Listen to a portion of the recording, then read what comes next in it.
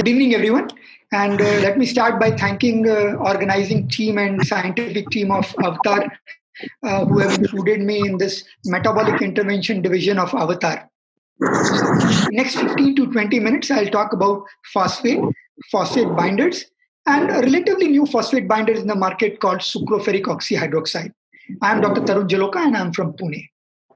So my talk is divided into a few parts. Initially, I would like to briefly review the evidences for the need of phosphate binders, and then directly come on to, is there any ideal phosphate binders? What are the issues, challenges, and unmet needs in using phosphate binders? And then obviously coming to sucroferric oxyhydroxide, our experience from our center, and summary at the end.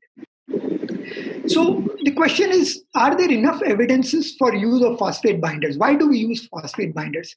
In fact, there are huge amount of evidences for last 2 decades, which shows that mineral metabolism in chronic kidney disease patient leads to significant morbidity and mortality in patients of chronic kidney disease.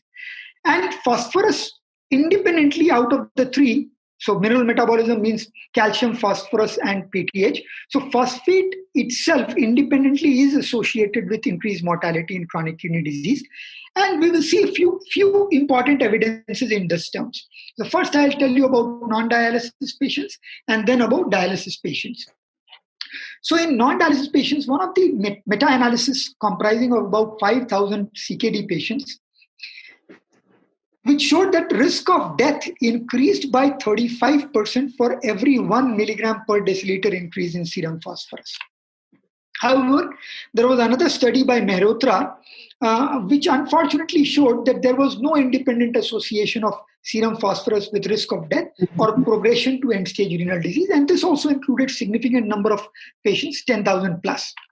The counter-argument given by others against this study and its result was the patient population were in early CKD. So mean GFR was around 44 to 48.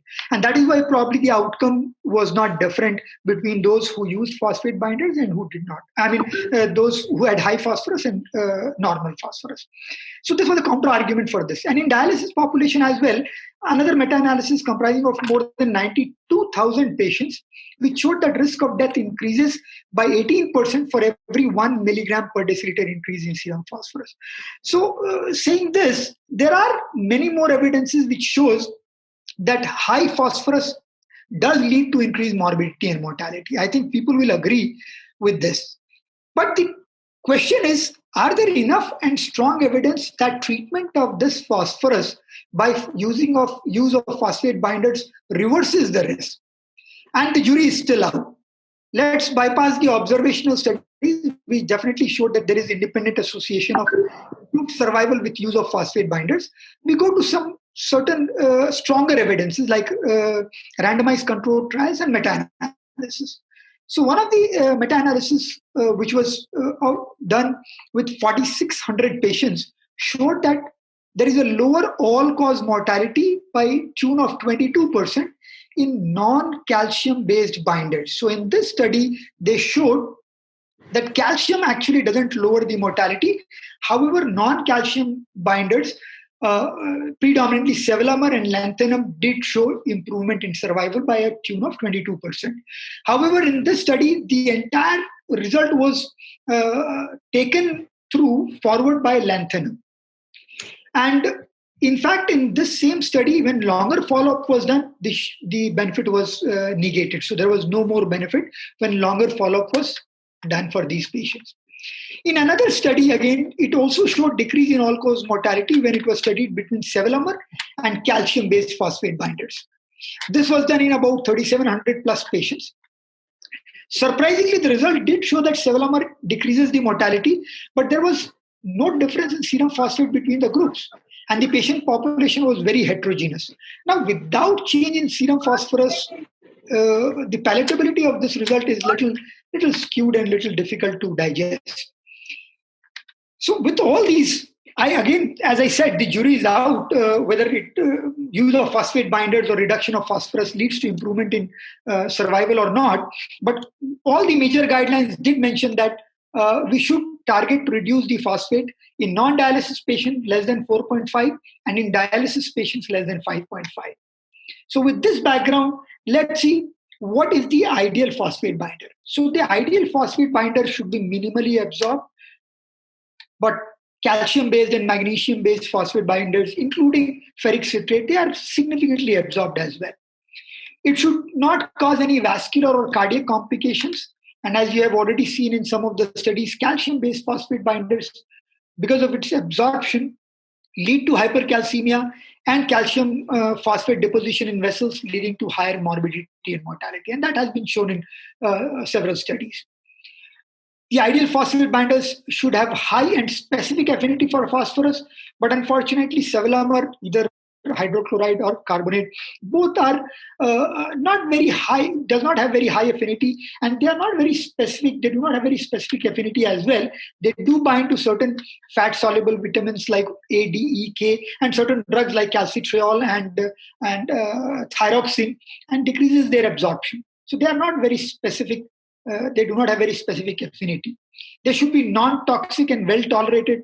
We know that many of these phosphate binders, the iron-based phosphate binders, even magnesium-based phosphate binders are not very well tolerated. And lanthanum do have some potential of deposition in GI mucosa and liver, though it has not been shown undoubtedly to be toxic, but there is a concern about it. Should be easy to administer. Then certain phosphate binders, we know, like lanthanum and even sucroferric, they have to be chewed, which many patients do not like. And finally, ideally, it should reduce the mortality risk. And I've already mentioned there is no undoubted evidence or strong evidence that it does reduce the mortality. So there is a list of, this is the list of phosphate binders which are available in the market. And the concerns I've already discussed. Aluminum is toxic, and then we have stopped use of aluminum several decades ago. Calcium-based, I said hypercalcemia, morbidity, mortality. Magnesium-based, sevelamer-based, lanthanum, and then iron, newer iron-based. So as of now, most of the studies mention that iron-based newer phosphate binders are better as compared to the older phosphate binders. Now, with this background, I cannot bypass the newer landmark trial, which was published a couple of months back in May 2021 in JAMA. The objective of this study was to determine whether lanthanum carbonate reduces cardiovascular events compared with calcium carbonate in patients with hyperphosphatemia at risk of vascular calcification undergoing hemodialysis. Now, it included 2,300 plus patients. This was done in Japan, and they were randomized between lanthanum carbonate and calcium carbonate. So that is what is shown here. And straight away, jumping onto the results, surprisingly, actually, the phosphate levels were lower in cases of calcium carbonate as compared to lanthanum carbonate. And calcium levels were obviously higher in calcium-based phosphate binders. And when primary composite endpoint was seen, there was no significant difference with a p-value of 0.37 between lanthanum and calcium carbonate. And as one would expect from previous studies and experience, that calcium probably may be more detrimental, but I was surprised to see these results. All-cause mortality was not significantly different between lanthanum and calcium carbonate. You can see the curve, it is almost overlapping each other.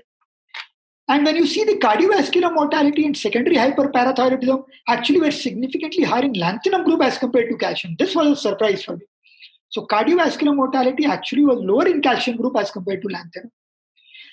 The other parameters which were studied, like hip fracture adverse event rates, were comparable between lanthanum and calcium. So I was a little surprised. Calcium, which has become notorious with previous studies, so much so that people have stopped using calcium-based phosphate binders as much as possible and started using sevelamer and the newer phosphate binders. Actually, the study again puts us into rethink of calcium carbonate as a phosphate binder. Anyway, so the issues and challenges which are there in phosphate binders are, number one, it increases the pill burden to a huge extent. In my experience, and even in one of the studies which was published from our center, it led to high non-adherence. So non-adherence not only for phosphate binders, but to other important drugs as well because of the huge pill burden.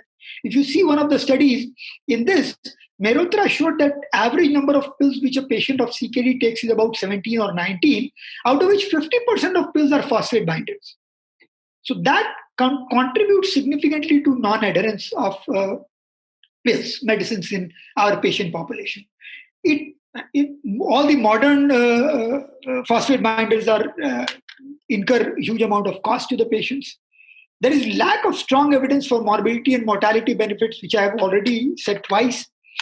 Unfortunately, we are talking right now about phosphate, but the mineral metabolism revolves around calcium, phosphate, and parathormone. And there is no single molecule which can manage all three. We have to give treatment for calcium separately, phosphate separately, and probably hyperparathyroidism separately. So this is again, we need a single molecule. And then what about targeting the pathophysiology? We know a lot about Clotho and FGF23 nowadays, and these are under experiments, but there are significant number of studies, especially in experimental animals, with Clotho, and that has shown promising results in overall mineral metabolism. So dissolved Clotho has shown very good results. This is yet to be marketed and yet to be tried in human patients. So once that is available, probably we may have a better phosphate binders or better molecule for mineral metabolism control in CKD patients. Short of that, let's come to my second part of the talk, which is focusing on the relatively new phosphate binder, which is sucroferric oxyhydroxide. So another 5 to 7 minutes, I'll talk about SFO and then summarize the talk. So this SFO, that is sucroferric oxyhydroxide, is non-calcium iron-based phosphate binder. It is a polynuclear oxyhydroxide core, which is stabilized by carbohydrate shell composed of sucrose and starch. So this makes it stable. And in the aqueous environment of gut, phosphate binding takes place by the ligand exchange between hydroxyl group or the water, which is present in SFO, and the phosphate in the dye. And interestingly, this phosphate binding capacity is observed at a wide pH range of 1.2 to 7.5. So its action can be in large part of the intestine, not limited to a smaller part, which like sevelamer and any other phosphate binding agents do. Its efficacy and safety was studied long back in 2014, which was published. So I'm not going into details because of shortage of time. And the same group published long-term effects of the same SFO in dialysis patient in NDT in 2015. And in this study, they compared SFO with sevelamer carbonate. And about 1,000 plus patients were involved. And what they showed is that change in phosphate from baseline was similar between sevelamer and SFO. You can see it's almost overlapping. The serum phosphorus levels were almost overlapping between sevelamer and sucroferric oxyhydroxide. The only significant difference was the number of pills. So if you can see, during the entire study, the number of pills required for SFO was almost like 1/3 or half as compared to sevelamer carbonate. So there was significant pill burden advantage in SFO. Sorry. And regarding adverse events, the sucroferric has more numbers of diarrheas and discolored feces, which is predominantly because of the iron content of sucroferric oxyhydroxide. However, sevelamer has more incidences of nausea and constipation. So apart from these studies, there are many other studies with use of sucroferric oxyhydroxide. One of the study from European hemodialysis patients who documented 1 year experience from France, Portugal, Italy, Russia, and Spain. The black bar shows the initial baseline number of patients with phosphate below 5.5 milligram per deciliter or 1.78 millimoles per liter. And at different quartiles, if you see, the number of patients who achieved the target phosphate were much higher in all the quartiles. Except for Russia, all others did show very good benefit with use of SFO. In Russia, the number of patients were very small, and that is why it was inferred that it did not reach the significant level. So real world experience also was very good. What about our own experience? I'll give you a small experience, though now our numbers are more than 50 patients, but the data is of 35 patients with a mean age of 51 years. And the baseline phosphate binders in these were sevelamer in about 42%.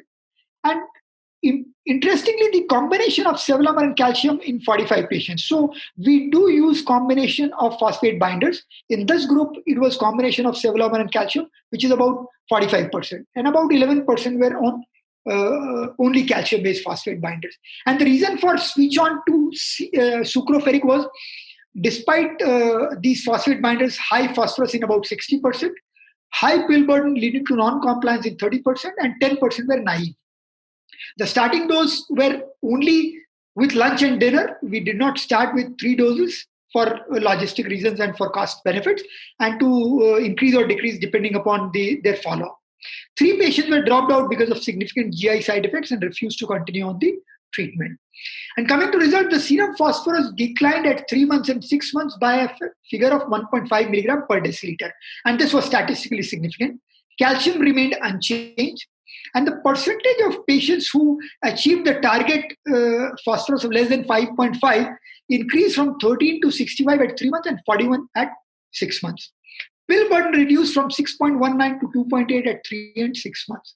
And the same is represented in figures, which shows decline in phosphorus levels, similar calcium level, decline in pill burden. So this was our study, which was almost similar to studies from Europe and other studies which are all published. So we found sucroferric oxyhydroxide to be quite beneficial. And as I said, we do use combinations a lot, almost like 50% of patients. I could find another study which was published this year itself in Kidney 360, where they looked at sucroferric oxyhydroxide as part of combination phosphate binders. So in this case, polytherapy was in about 24%. So 1/4 were on combination drugs. 41% were on Sevelamar, 25% here also were on calcium acetate, and 7% were not on any phosphate binders. When they started sucroferric along with other phosphate binders, multiple, not necessarily Sevelamar, but calcium also, what they found is the target phosphate was achieved in 37%, which increased from 19% at baseline to 37% at 4th quartile. The pill burden remained same, 12.3, 12.3. The mean phosphorus decreased from 6.7 to 6.25, and the change was from about minus 0.49. In our case, it was 1.5 milligram per deciliter, which was significant. Now, what they concluded was, for hemodialysis patients with hyperphosphatemia, combination therapy with sucroferric oxyhydroxide is associated with sustained improvements in serum phosphorus without increasing the pill burden. So overall, I think I'll summarize in very brief 15 or 18 minutes talk. What I concluded is that phosphate binder selection should be individualized based on metabolic profile. So you have to see iron and calcium stores. So if the calcium is low and affordability is an important aspect in Indian population, then calcium can also be used, and then combination drugs are always beneficial, thereby decreasing the toxic effect of another molecule. The pill burden and safety with Sevelamar, I've seen some patients are on huge number of pills, and then safety also is of concern. The combination of phosphate binders can be tried, but again, there are needs of outcome studies which are lacking as of now. And sucroferric oxyhydroxide is a better phosphate binder. The advantage is lower pill burden. It has some pleiotropic effects also I did not show. So it does reduce some lipid levels.